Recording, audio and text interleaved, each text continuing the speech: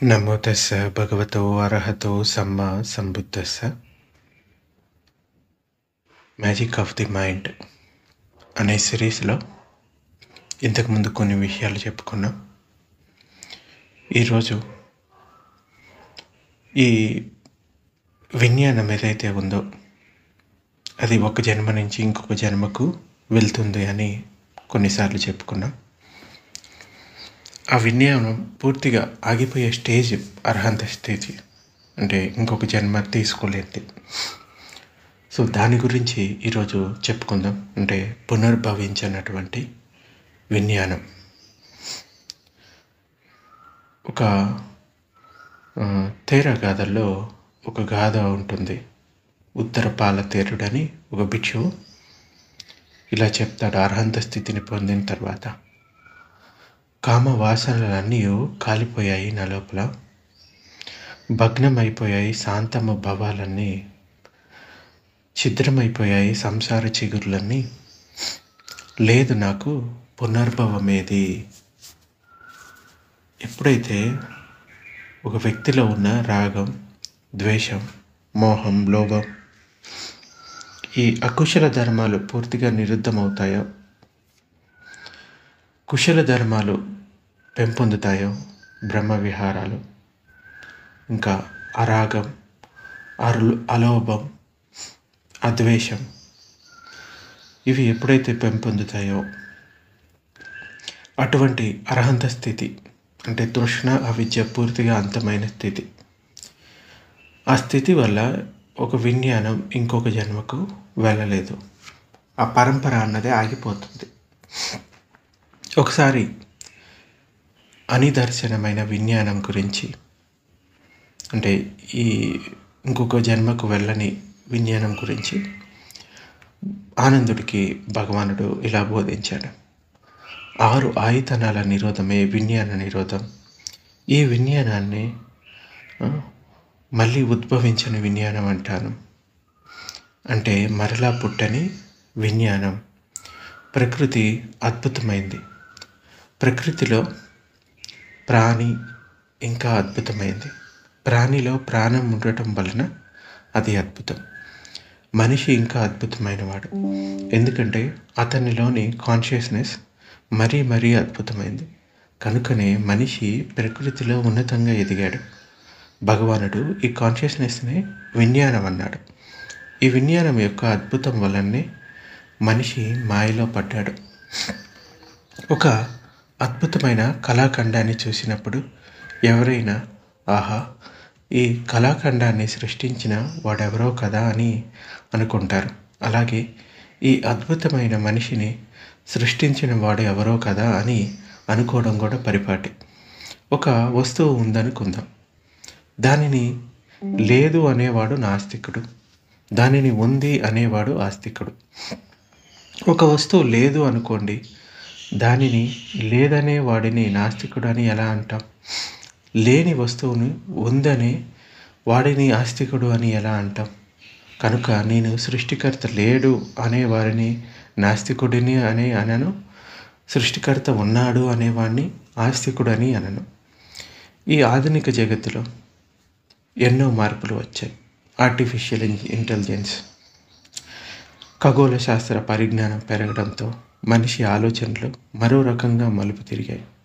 మానవుడు రోబోట్ను సృష్టించిన విధంగానే, ఏ అద్భుతమైన కల్పనా జగత్తును సృష్టించిన విధంగానే ఎవరో ఒక సూపర్ రోబోట్ ఈ విశ్వాన్ని సృష్టించి ఉండవచ్చనే ఊహలు కలుగుతూ ఉంటాయి. ఆది మానవుడు తన మేధో పరిధిలో సృష్టికర్త గురించి చేసిన ఊహలే ఈనాడు, అంటే ఇప్పుడు కూడా తన మేధో పరిధిలో సృష్టికర్త గురించిన ఊహలు ఇంకా కొనసాగుతూనే ఉంటాయి. ఇప్పటికి కూడా ఇద్దరికీ తేడా ఏమీ లేదు. ఉంది అని నమ్మేవాడు, లేదు అని నమ్మేవాడికి అసంభవాల గురించే ఇద్దరి చర్చ కూడా.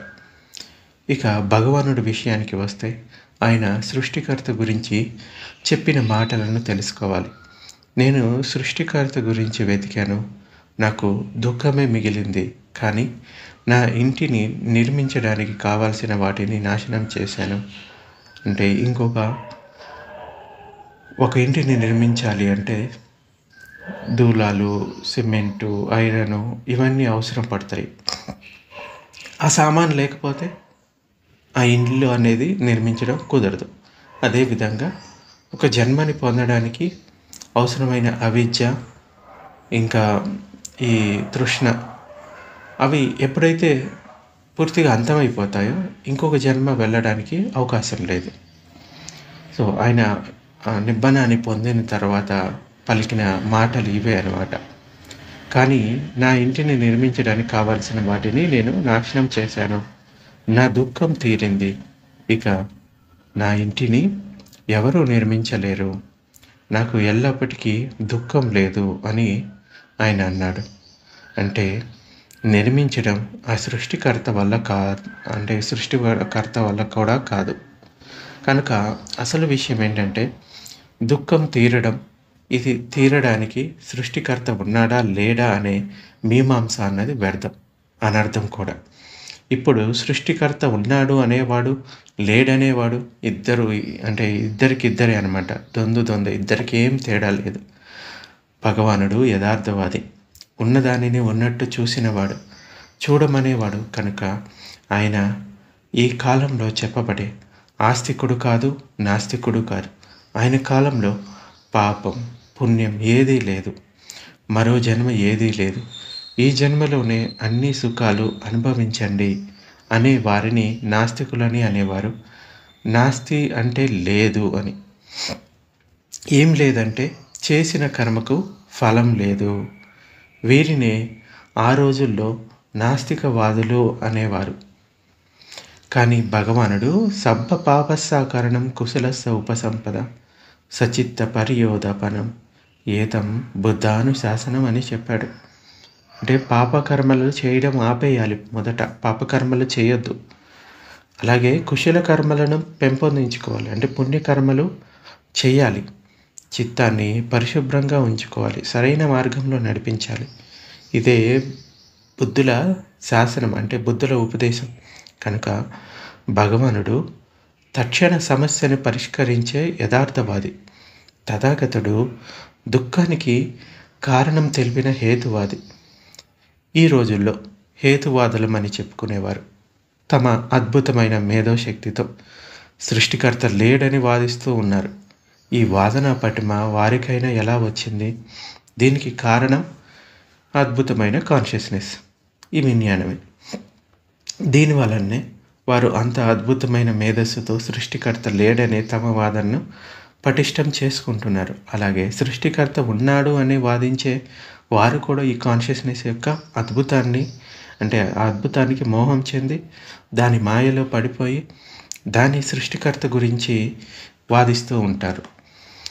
వీరిద్దరిలో ఎవరు ఈ కాన్షియస్నెస్ యొక్క ధర్మాలను పరిశీలించడం లేదు.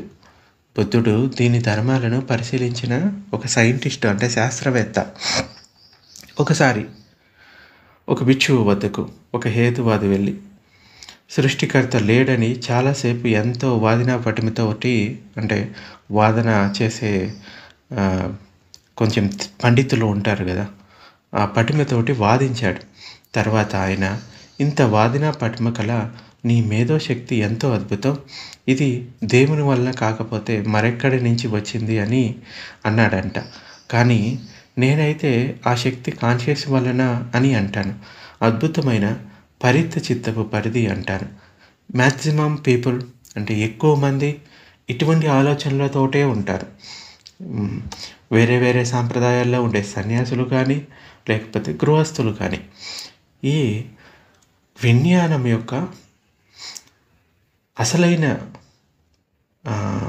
ఉపయోగాన్ని లేకపోతే అసలైన తత్వాన్ని తెలుసుకోలేక ఈ పరిత చిత్తం పరిధిలోనే ఉంటూ మహత్కథ చిత్తాన్ని తెలుసుకోలేక ఈ పరిత చిత్తంలో ఏదైతే అనిపిస్తుందో దాన్నే నిజమని భావిస్తూ వాళ్ళలో ఇంకా అహంకారాన్ని పెంచుకుంటూ పోతారు.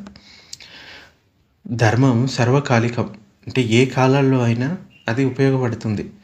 జన్మలు ఉన్నాయనుకున్నా లేవనుకున్నా ఆ భావనతో సంబంధం లేకుండా భగవానుడు చెప్పిన ధర్మం వర్తమానానికి కూడా వర్తిస్తుంది. ఆ జన్మలోనే సుఖాలను అనుభవించండి అని చెప్పే వాదులకు అతీతంగా ఈ జన్మలోనే పరమశాంతిని పొందే మార్గాన్ని ఆయన చూపించాడు. దీనికోసం సృష్టికర్తతో పని లేదని చెప్పాడు. ఇంకా వారిద్దరూ చెప్పే ఇహలోక పరలోక సుఖాలలో కూడా దుఃఖాన్ని ఆయన దర్శించాడు.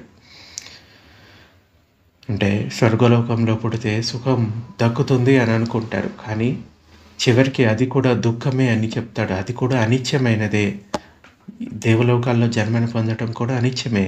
కొంతకాలం వాళ్ళ పుణ్యం ఉన్నంత వరకు అక్కడ ఉంటారు, ఆ తర్వాత మరొక చోట జన్మను పొందుతారు, అది దుఃఖమే. సృష్టికర్త కోసం వెతుకుతూ ఈ జగత్తులోని ఆధ్యాత్మిక ప్రపంచం మొత్తం పక్కత్రోవ పట్టింది. ఆధ్యాత్మిక ప్రపంచమే కాదు, భౌతికవాదులమని చెప్పుకునేవారు కూడా సృష్టికర్త లేడనే భావన వెంటపడి త్రోవ తప్పారు. కాదు, సంజ్ఞ పక్కత్రోవ పట్టించింది. హరి ఉన్నాడనేవాడు లేడనేవాడు హరినే తలుస్తూ ఉంటారు అని చెప్పిన భాగవత వాక్యాన్ని హేతువాదులమని చెప్పుకునేవారు సత్యం చేయడం విడ్డూరం అన్నమాట. బుద్ధుని దృష్టిలో ఈ వాదన పరమ పనికిరానిది, కాలయాపన తప్ప ఇంకేమీ లేదు. ప్రకృతి బహుమతి అయిన అద్భుతమైన కాన్షియస్నెస్ను, విజ్ఞానాన్ని వృధా చేయటమే. ఇటువంటి వాదనల వల్ల విజ్ఞానాన్ని ఉన్నది ఉన్నట్లుగా దాని ధర్మాలను తెలుసుకోలేకపోవడం వల్లనే అందరూ బొక్కబోర్లా పడతారు. దీని అద్భుతమైన ధర్మాల వలనే సృష్టికర్త ఉన్నాడు అనుకునేవారు, లేడు అనుకునేవారు ఇద్దరు అవసరం లేని దాని వెంట, అంటే దానికోసం వేటలో పడ్డారు.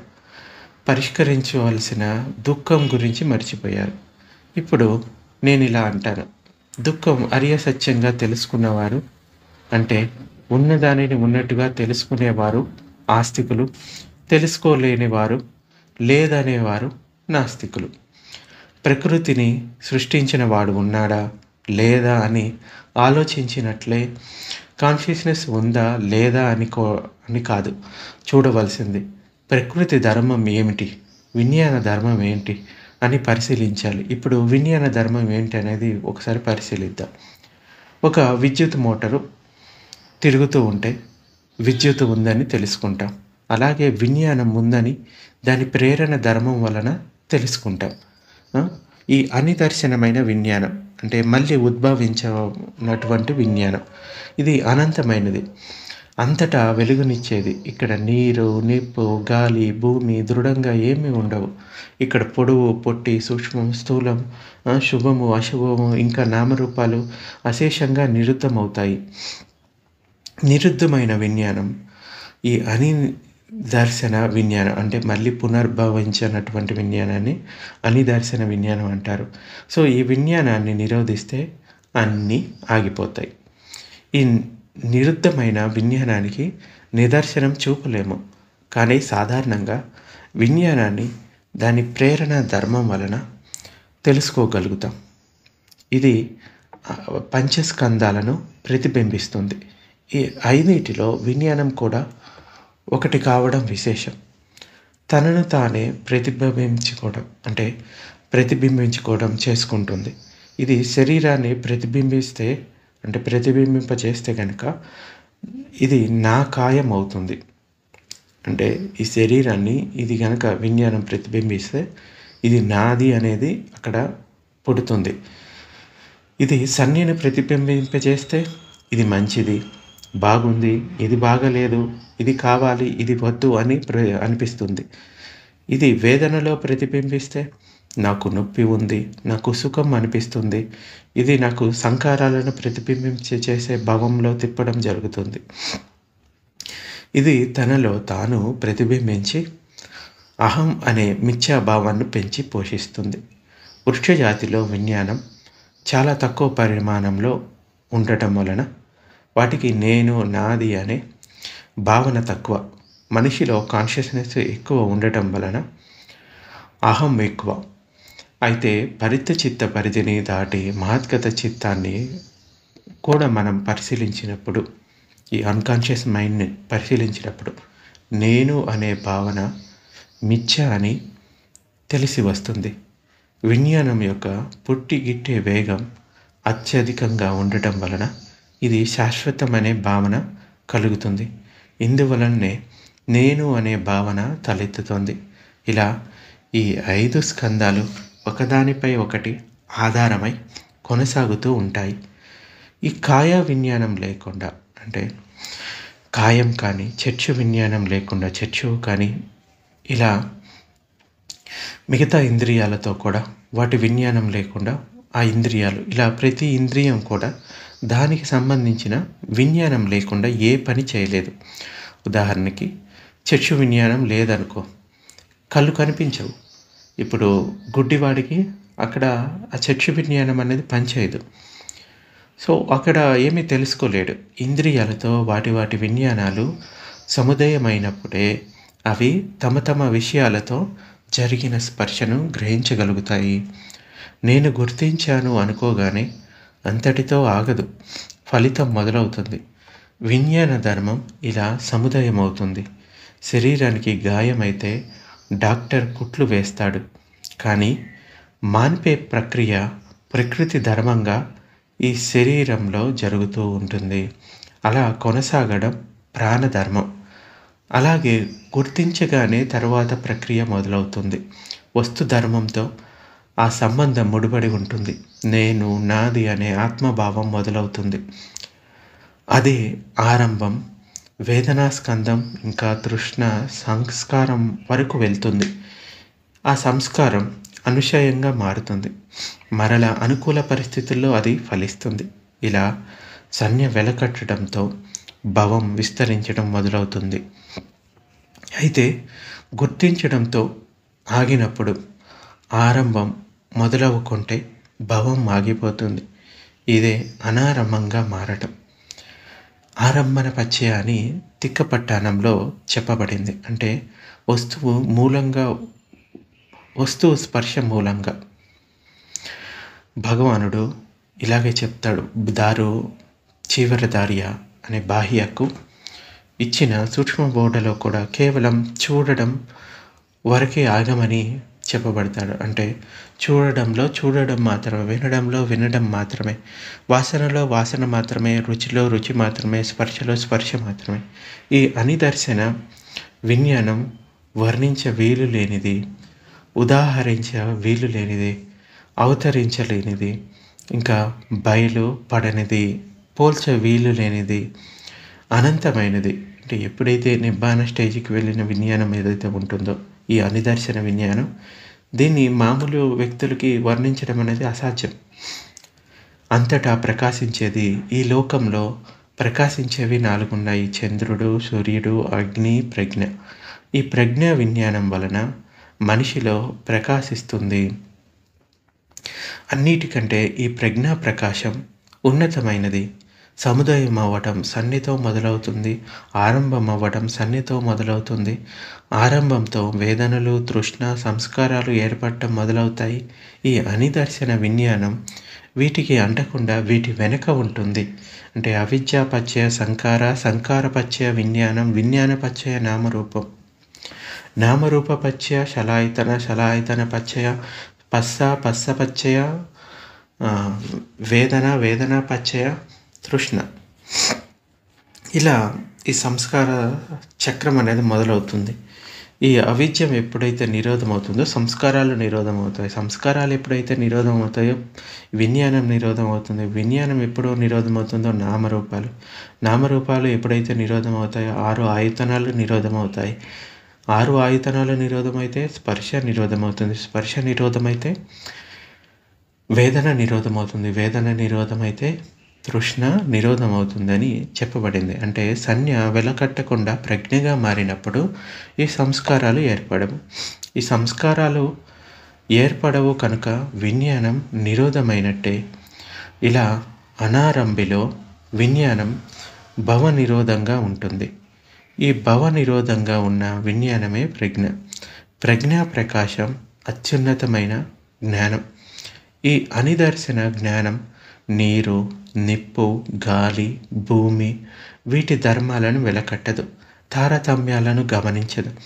ఈ జ్ఞానంలో పొడవు, పొట్టి, సూక్ష్మం, స్థూలం, శుభము, అశుభము, ఇష్టము, అయిష్టము, ఇంకా నామరూపాలు అన్నిటి తారతమ్యం నశిస్తుంది. అన్నిటి పాదు అన్నది నశిస్తుంది. ఇక మామూలు సన్యీకరణ వలన మరలా పుట్టే ఈ సంతాన స్కందాలు, అంటే సంజ్ఞ నుండి సంజ్ఞ, వేదన నుండి వేదన, సంకారాల నుండి సంకారాలు పుట్టడం, మరియు అవిద్య నుండి సంకారాలు, సంకారాల నుండి విజ్ఞానం, విజ్ఞానం నుండి నామరూపం, ఇవి మళ్ళీ అవతరించవు. ఈ పుట్టిగిట్టే విషయాలు కానీ స్కందాలు కానీ వాటి పునరుత్పత్తిని కోల్పోతాయి. విజ్ఞానం కేవల విజ్ఞానంగా మిగిలిపోతుంది.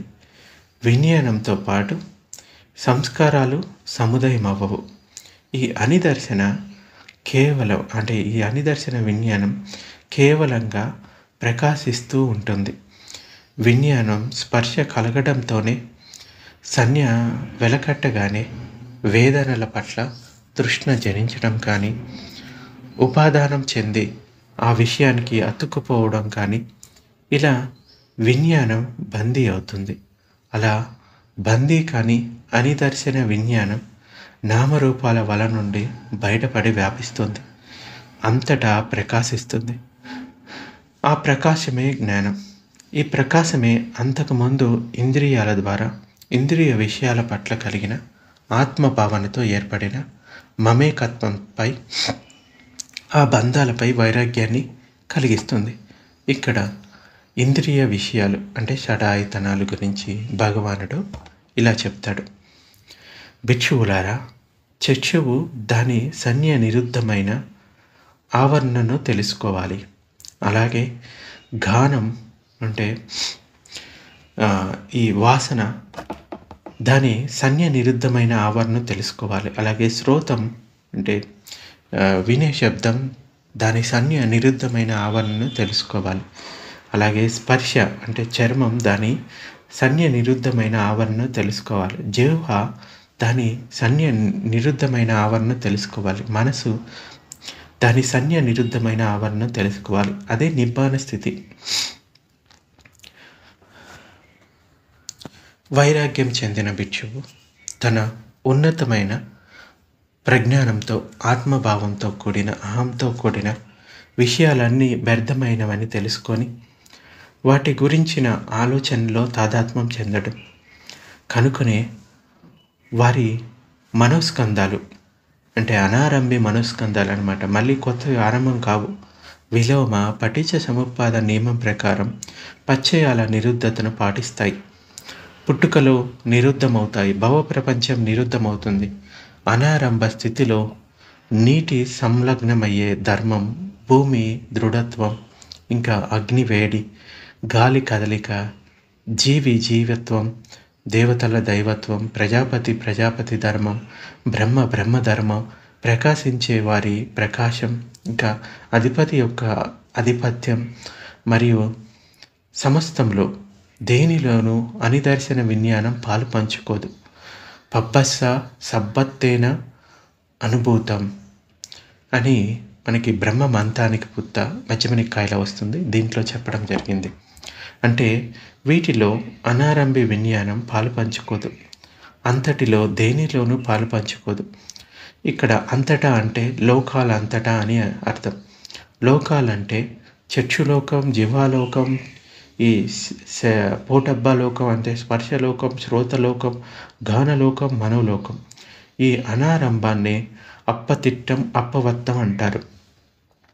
అవితర్క సమాధిని సాధించినవాడు, అవితక్కం సమాపన్నో అంటే ఏ విధమైన ఆలోచనలు లేని స్థితిని పొందినవాడు ఉపాధిరహిత స్థితిని పొందుతాడు, దేనికి అంటుకోడు. విముక్తి పొందిన చిత్తంలో భవ సంతానం జరగదు, అంటే సంస్కారాలు ఉత్పన్నం కావు.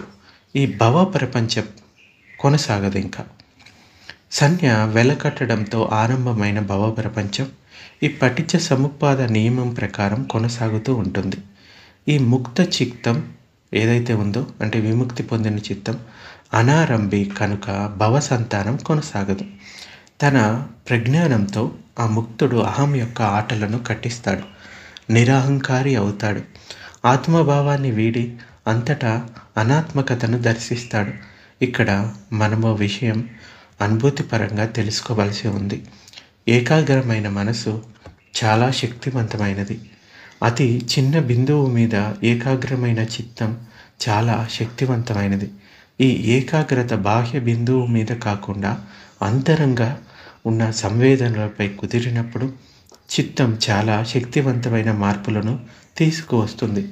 ఈ మార్పు ముక్తి దిశగా సాగితే వేగవంతంగా లక్ష్యాన్ని చేరుకుంటాం. ఒక బిందువు వద్ద ఏకాగ్రమైన చిత్తం గొంతుకులో ఏదైనా కఫం ఉన్న బిందువుపై నిలిస్తే, అధిష్టానంలో ఆ వేదనను గమనిస్తే అక్కడ ఉష్ణం ఉత్పన్నమై ఆ కఫాన్ని ఆవిరి చేస్తుంది. ఇలా ఏకాగ్ర చిత్తానికి అంతరంగా భౌతికంగా పనిచేసే సామర్థ్యం ఉంది. ఇది ఆది భౌతికం కాదు, భౌతిక క్రియ. జీవరసాయన క్రియలను నియంత్రించే ధర్మశక్తి ఏకాగ్ర చిత్తానికి ఉంది. అలాగే జీవరసాయన క్రియలకు స్పందించే ధర్మం కూడా చిత్తానికి ఉంది. అయితే ఏకాగ్ర చిత్తం జీవరసాయన క్రియలను నియంత్రించగలిగినదనేది తెలుస్తుంది. ఈ అంశమే మానసిక రుగ్మతలను నివారించడానికి ఉపయోగపడుతుంది. ఈ విషయం అనుభూతితో తెలుసుకున్నంత వరకు ఆ వ్యక్తికి నమ్మకం కలగదు. అతడు సాధనలో పురోగమిస్తూ ఇలాంటి విషయాలను ఇంకా తెలుసుకోగలుగుతాడు. ఇలాగే ఇంద్రియ లోకాతీత సత్యాలను అనుభూతికి వచ్చే వరకు ఏ వ్యక్తి అయినా ఎలా నమ్మగలడు? ఇక్కడ ధర్మం గురించి బుద్ధుని ఆవిష్కరణ తెలుసుకుందాం. మనశ్శరీరాలను స్పర్శించే ఏ ధర్మాన్నైనా సంప్రజ్ఞానంతో గమనించినప్పుడు ఆ ధర్మం మేలు చేసేదైనా కుశలమైనదైనా అది వృద్ధి చెందుతుంది. ఏ ధర్మం హానికరమైందైతే అది నిరుద్ధమవుతుంది. పై అనుభూతిలో కఫం హానికరమైంది కనుక అది నిరుద్ధమైంది. అదే ఏకాగ్రతను కుశల అంశాలపై వ్యాప్తి చేస్తే, అంటే ఏకాగ్రత నుండి చిత్తాన్ని బ్రహ్మ విహారాలపై వ్యాపింపచేస్తే మనలో కరుణ, ముదిత, మైత్రి, ఉపేక్షలు అభివృద్ధి అవుతాయి. ఎందుకంటే బ్రహ్మ విహార ధర్మాలు కుశలమైనవి. ఈ సంప్రజ్ఞానం వలన కుశల ధర్మాలు వృద్ధి అవుతాయి, అకుశలాలు నిరుద్ధమవుతాయి. ఈ క్రమంలోనే కామ, క్రోధ, మోహ, లోభాలు నిరుద్ధమవుతాయి. గాఢ నిద్రలో ఉన్నప్పుడు కాన్షియస్నెస్ ఉండదు, పరిత చిత్తం పనిచేయదు. అప్పుడు చెవి శబ్దాలు వినలేదు, కన్ను చూడలేదు, చర్మం స్పర్శను గ్రహించలేదు. కానీ అంతర చిత్తాన్ని పరిశీలించే సాధకుడు గాఢ నిద్రలో కూడా ఎరుకుతూ ఉండి అంతర చిత్తపు భాష అయిన వేదనా స్కందాన్ని పరిశీలిస్తూ ఉంటాడు. ఈ శరీరం నిద్రపోతూ ఉంటుంది, పరిత చిత్తం నిద్రపోతూ ఉంటుంది. అంతర చిత్త స్కందమైన విజ్ఞానం అసలు నిద్రపోదని తెలిసి వస్తుంది. అది గ్రహిస్తూనే ఉంటుంది. చెవి పని చేయదు, కానీ శబ్దాన్ని శరీరానికి సంబంధించిన వేదనా స్కందం గ్రహిస్తుంది. శబ్ద తరంగాలకు అనుగుణంగా వేదనా స్కందం కంపిస్తుంది. అంటే చెవి పని చేయకపోయినా శబ్దం గ్రహించబడుతుంది.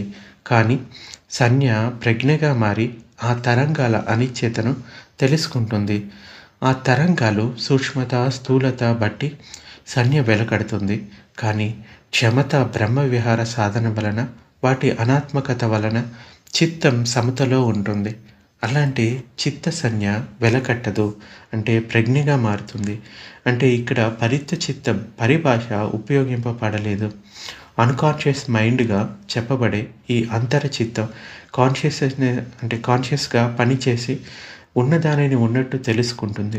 అంటే బయట శబ్దం వినపడిందా వినపడలేదా అంటే వినపడలేదు, ఎందుకంటే చెవి పని చేయలేదు. కానీ ఆ శబ్దం గ్రహించబడిందా లేదా అని అంటే గ్రహించబడింది అని చెప్పవచ్చు. అంటే నిద్రపోతున్నట్ట, మెలకువతో ఉన్నట్ట అంటే మెలకువతోనే ఉన్నట్టు. ఆ శబ్దాల వల్ల రాగద్వేషాలకు లోనవుతాడా అంటే లేదు అని చెప్పవచ్చు. ఒకసారి బుద్ధ భగవానుడు ఆతుమ అనే గ్రామంలో ఒక పశువుల పాక సమీపంలో ఉన్నాడు. జోరుగా వాన కురుస్తూ ఉంది. పిడుగులు పడుతూ ఉండగా భయంకర శబ్దాలకు చెవులు చిల్లులు పడుతున్నాయి. దేదీప్యమానంగా మెరిసే మెరుపులకు కళ్ళు జిగేలమంటున్నాయి. అంతలో ఒక పిడుగు ఆ పశువుల పాకపై పడి 2 ఎద్దులు, ఒక మనిషి మరణించడం జరిగింది. జనులందరూ అరుస్తూ పెద్దగా ఆ పాక వద్దకు పరుగులెత్తారు. ఒక వ్యక్తి భగవానుని పక్కగా వెళ్తూ ఉన్నాడు. అప్పుడు భగవానుడు అడుగుతూ, గృహపతి అక్కడ ఏం జరిగింది అని అడుగుతాడు. బంతే, ఆ పాక మీద పిడుగులు పడ్డాయి. 2 ఎడ్లు ఇంకా మనిషి చనిపోయారు అంటే భగవానుడు ఓహో అలాగా అని అంటాడు. మీరు ఇక్కడే ఉన్నారు కదా అంటే అవును ఉన్నాను అంటాడు. మరి ఈ పిడుగులు పడటం మీరు చూడలేదా అంటే ఉరుముల శబ్దం వినపడలేదా అంటే లేదు గృహపతి అని చెప్తాడు. మీరు మెలకువతోనే ఉన్నారా అంటే అవును నేను మెలకువతోనే ఉన్నాను. అయితే ఆ వ్యక్తి భగవానుని ఆశ్చర్యంగా చూస్తూ పాకలోకి వెళ్ళాడు. మామూలుగా అయితే ఈ మాటల అర్థం కావు, అంటే మామూలుగా ఆలోచిస్తే ఈ మాటలు అర్థం కావు కదా. మనం ఈ పుస్తకంలో మొదట్లో చెప్పుకున్నప్పుడు ఇంద్రజాలకుని మాయను తెలుసుకున్నవాడు కూడా ఇలాంటి స్థితిని అనుభూతి చెందాడు కదా.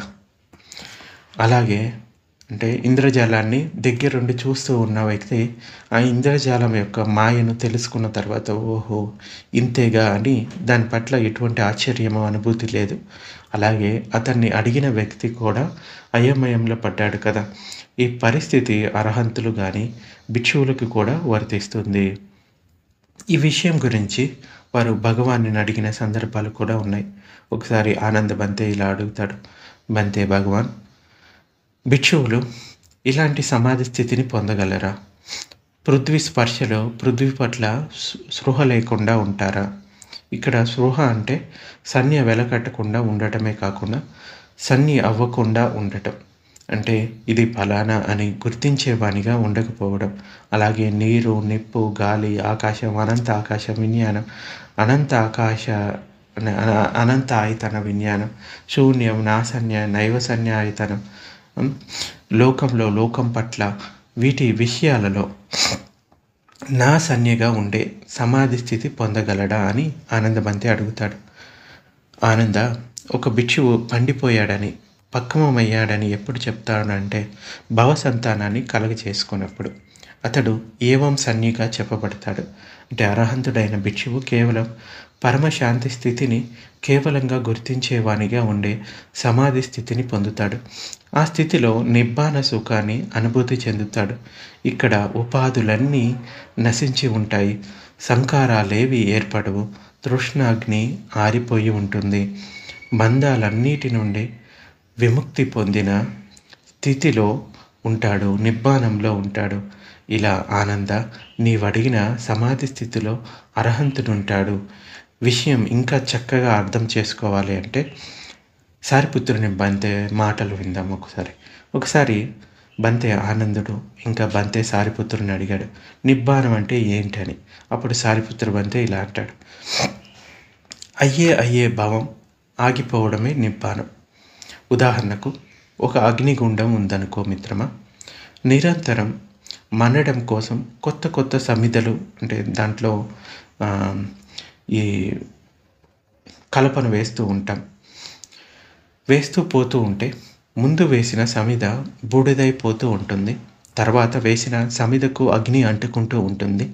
ఇలా పాత సమిధలు నశిస్తూ కొత్త సమిధలు మండుతూ ఉంటాయి. సరిగ్గా ఇలాగే ఈ అర్హంత సన్య వేదన, సంకారాలు, విజ్ఞానంతో సహా చిత్తస్కందాలన్నీ పుడుతూ నశిస్తూ ఉండటం గ్రహిస్తూ ఉంటాడు. ఇంకా ఎప్పుడైతే వీటి సముదాయం ఆగిపోతుందో, అంటే ఈ సన్య వేదనలు వెలకట్టకుండా ఈ సంకారాలు ఏర్పడకుండా ఉంటాయో, అప్పుడు కేవలం విజ్ఞానం యొక్క పుట్టుగిట్టువులనే అతడు గమనిస్తూ ఉంటాడు. ఎప్పటికప్పుడు ప్రజ్ఞ అగ్నిలో మండిపోతే ఆ సంఘటన తాలూకు సంకారం ముందు విజ్ఞానంతో కలవదు. దాంతో ఆ సంఘటన యొక్క స్పర్శను తెలిపే భాష బాహ్యంగా ఉండదు. ఇంద్రియాల ద్వారా తెలుసుకునే పరిత్త చిత్తపు భాష ఉండదు. కేవలం అంతర్చిత్తపు భాష మాత్రమే ఉంటుంది. ఇదెప్పుడు ఎవరికి జరుగుతుంది అంటే అప్పటికప్పుడు గాఢ సమాధిని అనంతరిక సమాధి అంటారు. దాన్ని పొందగలిగే సాధన కలవారికి మాత్రమే జరుగుతుంది. అంటే నామరూపాల హేతువుగా స్పర్శ జరుగుతుంది. ఈ రెండింటిలో ఏది తమ ఉనికిని కోల్పోయినా స్పర్శ ఆ తర్వాత సముదాయం అంతా ఆగిపోతుంది. ఈ భౌతిక పదార్థాల విషయానికి వస్తే అవి కొంతకాలం ఉనికిలో ఉండటం మానవుడు గమనించాడు. కొంతకాలం తర్వాత అవి తమ ఉనికిని కోల్పోవడం గమనించాడు. కనుకనే మానవుడు అవి ఉనికిలో ఉన్న ఆ కొద్ది సమయంలోనే ఇంటిని చక్కదిద్దుకోవాలనుకుంటాడు, తనవిగా చేసుకోవాలనుకుంటాడు. వస్తువుల అనిత్యతతో పాటు తన క్షణ అనిత్యతను తెలుసుకుంటాడు. తనలోని అనిత్యతను, అనాత్మకతను గమనించినవాడు, విజ్ఞానం యొక్క అనిత్యతను, అనాత్మకతను గమనించినవాడు అంతరిక సమాధిలో పరమశాంతిని గమనిస్తాడు. మెలకువతోనే ఉంటాడు. కానీ పరిత్త చిత్తం మహద్గత చిత్త వృత్తిలో కేవలంగా ఉంటుంది. రెండుగా ఉండదు. అప్పుడు బాహ్య స్పర్శ నిరోధమవుతుంది, సముదాయం నిరోధమవుతుంది. కేవలం విజ్ఞానం గమనించబడుతుంది. విజ్ఞానం యొక్క అనాత్మకత వలన గమనించేవాడు ఎవడో ఉండడు. విజ్ఞానాన్ని విజ్ఞానమే గమనిస్తూ ఉంటుంది అని మనం పరిత్య చిత్త భాషలో చెప్పుకుంటాం. కానీ ఈ సత్యం మహద్గత చిత్త భాషలో ఎలా ఉంటుందంటే అనుభవించిన వానికే తెలుస్తుంది. విజ్ఞానం యొక్క ఈ ద్వంద్వ ధర్మం నశిస్తుందని తెలుస్తుంది. మన పైన చర్చించిన విషయాలు ఆంగ్ల భాష పరంగా కాన్షియస్ మైండ్ మరియు అంటే ఇంతకుముందు చెప్పుకున్న విషయాలు అన్కాన్షియస్ మైండ్ అంటే పరిత్య చిత్తము ఇంకా మహద్గత చిత్తం, ఈ రెండింటి మధ్య గోడ నశించిపోయిందని చెప్పవచ్చు. పాలీలో చెప్పుకోవాలంటే పరిత్య చిత్తపు సంజ్ఞ మహద్గతపు చిత్తపు సంజ్ఞగా ప్రజ్ఞ అంటే పరిణామం చెందింది. రెండింటి వైరుధ్యం తొలగిపోయింది. స్పర్శ జరగకుంటే రూపం భవం అవ్వకుండా పోతుంది. నామం రూపం రెండు ఉంటే స్పర్శ జరుగుతుంది. ఈ రెండింటిలో ఏది లేకున్నా స్పర్శ జరగదు. ఏ విధంగా రూపం నాశనం అవుతుంది అంటే సన్ని అంటే గుర్తించేవాడు, సన్ని ఏదైతే విలువ కట్టేవాడు ఉన్నాడో అంటే సన్ని గుర్తించేవానిగా కాన్షియస్గా ఉండటం అంటే స్పర్శించిన దాని పట్ల కాన్షియస్గా ఉండటం. సన్ని అంటే సహజంగా సాధారణంగా వర్తమానంలో స్పర్శించిన దాని పట్ల ఇది ఫలానా అని గుర్తించి వెలకట్టేవానిగా ఉండటం. అలా వెలకట్టేవానిగా ఉండకపోవడం నా సన్ని అని చెప్పవచ్చు. నా విసన్య సన్ని అని కూడా చెప్పవచ్చు. అంటే మూర్ఛిల్లిన వాని వలె గుర్తించలేని స్థితిలో ఉన్నవాడిగా ఉండకపోవడం. ఇంకా కాన్షియస్నెస్ లేని స్థితిలో ఉన్నవానిగా ఉండకపోవడం. అంటే గత కాలపు విషయాలను వెలకట్టేవానిగా ఉండకపోవడం. ఈ విధంగా వెలకట్టేవానిగా ఉండకపోతే రూపం నశించిపోతుంది, నాశనం అవుతుంది. అంటే మరలా రూపం ఏర్పడదు. రూప బీజం నశిస్తుంది. సన్య మూలంగా ప్రపంచం తెలుస్తుంది. ఈ భవ ప్రపంచం సన్య నుండే పుడుతుంది. ఒక్క మాటలో చెప్పుకోవాలి అంటే ఈ విషయం పట్లనైనా అంటే ఏ విషయం పట్లనైనా కాన్షియస్గా ఉండి ఏ విధంగానూ వెలకట్టకుండా ఉంటే ఈ రూపం అన్నది అంటే ఈ శరీరం అన్నది మళ్ళీ పుట్టదు, భావం అవ్వదు. ఇక్కడ ఎవరైతే విజ్ఞానం పట్ల ఎరుకతో ఉంటాడో అది పుట్టి గిడుతుందనే విషయం పట్ల దాని పట్ల కూడా ఎరుకతో ఉంటాడు.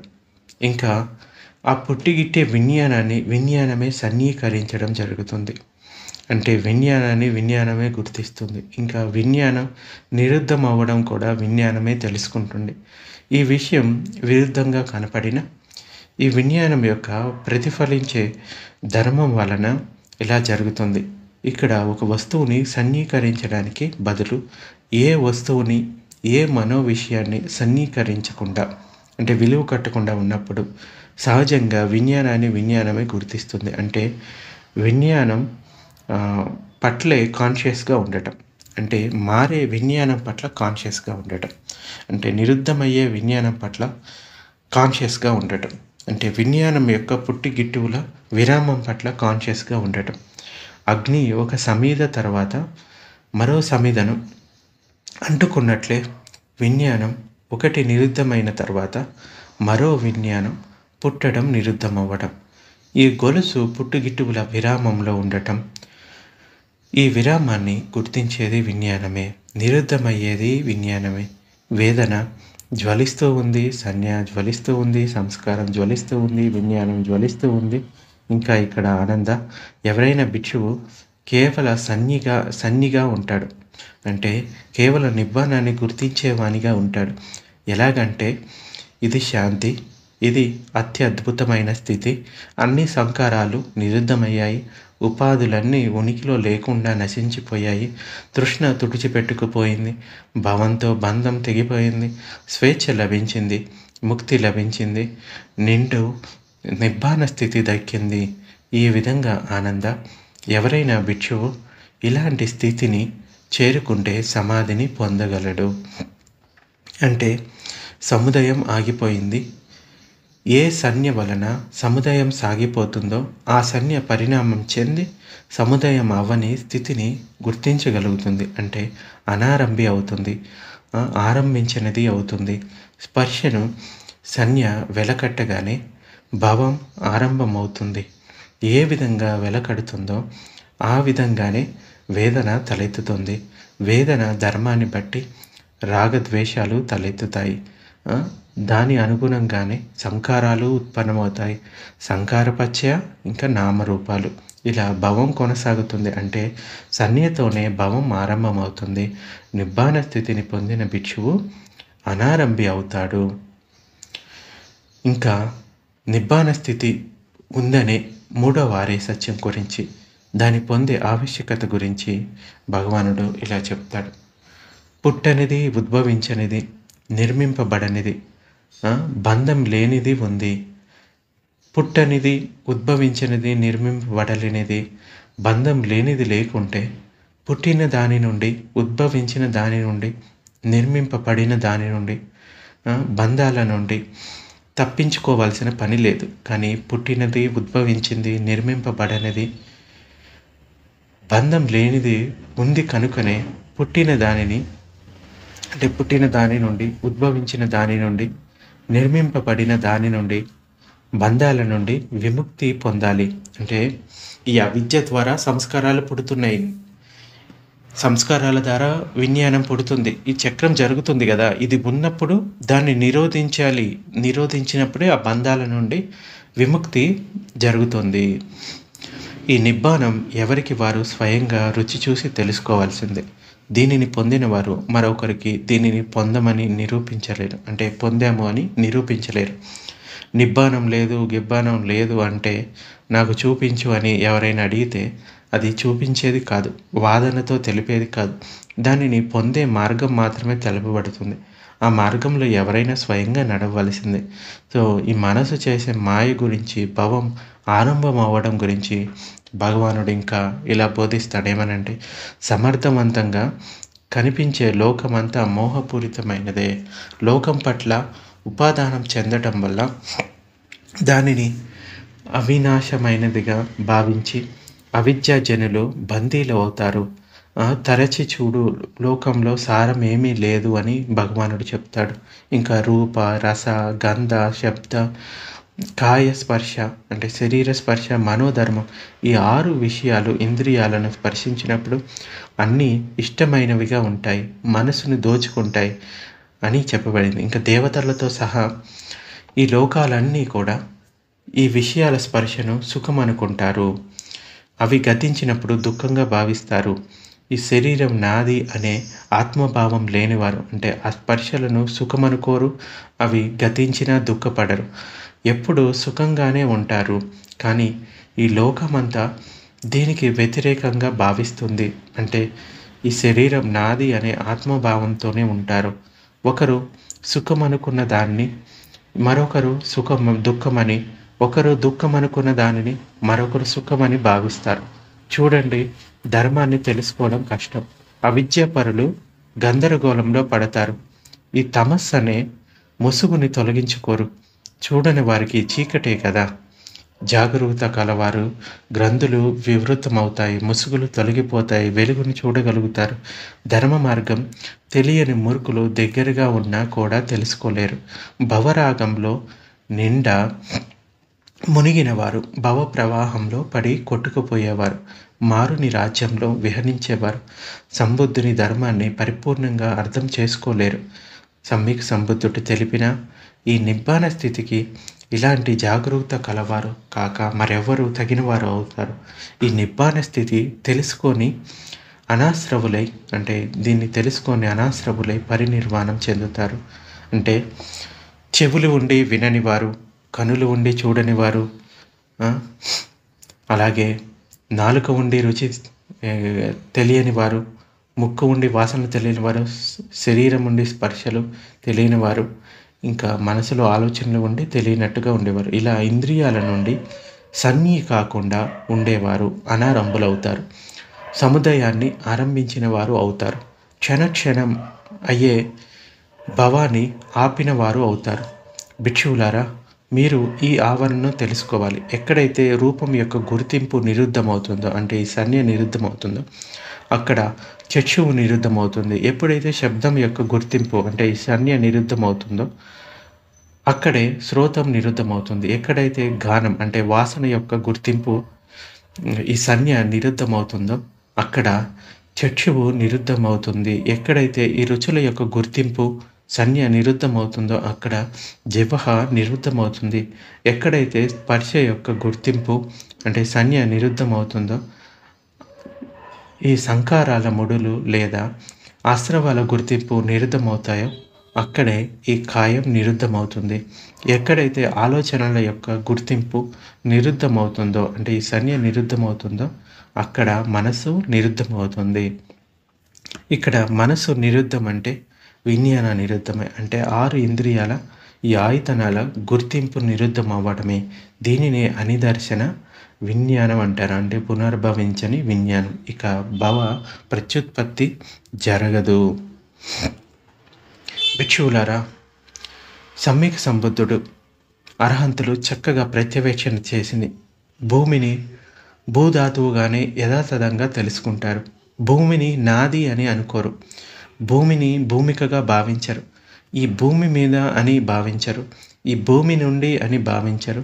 ఈ భూమి వలన అని సంతోషించరు. ఈ అనిదర్శన విజ్ఞానం ఇంద్రియాలకు ఆవల స్థితి. అది భౌతికం కాదు, మానసికమైనది.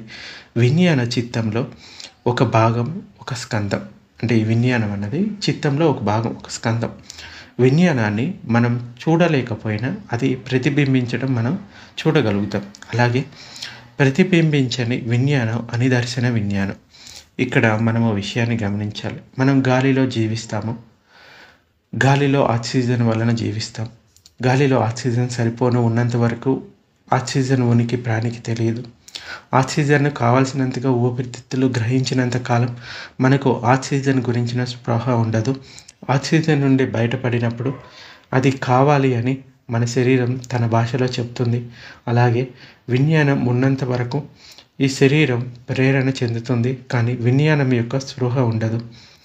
ఏ విధంగానైతే ఆక్సిజన్ ఉనికిలో మనకు ఆక్సిజన్ ఉందని తెలియదో, అలాగే విజ్ఞానం యొక్క ఉనికిలో ఉన్న ఇంద్రియాలకు తాము విజ్ఞానం యొక్క ఉనికిలో ఉన్నాము అని తెలియదు. ఈ అనిదర్శన విజ్ఞానం కేవలం విజ్ఞానాన్ని ప్రతిబింబిస్తూ ఉంటుంది. అలాంటి స్థితిలో ఇంద్రియాలు పనిచేయవు. అంటే నిబ్బానం ఇంద్రియాలకు అతీతమైన స్థితి. శిక్షణ పొందిన భిక్షువు రూపం పట్ల, వేదన పట్ల, సన్య పట్ల, ఈ సంస్కారాల పట్ల, విజ్ఞానం పట్ల విరక్తుడవుతాడు, తృష్ణారహితుడవుతాడు, ముక్తుడవుతాడు. తాను ముక్తుడయ్యాను అనే జ్ఞానం పొందుతాడు. ఇక ఈ లోకంలో చేయవలసిందేదీ లేదని తెలుసుకుంటాడు. శిక్షణ లేని గుర్రం వలె శిక్షణ పొందని భిక్షువు సాధనను కష్టంగా భావిస్తాడు. శిక్షణ పొందిన భిక్షువు కష్టమైన సాధనను కూడా సమర్థవంతంగా నిర్వహిస్తాడు.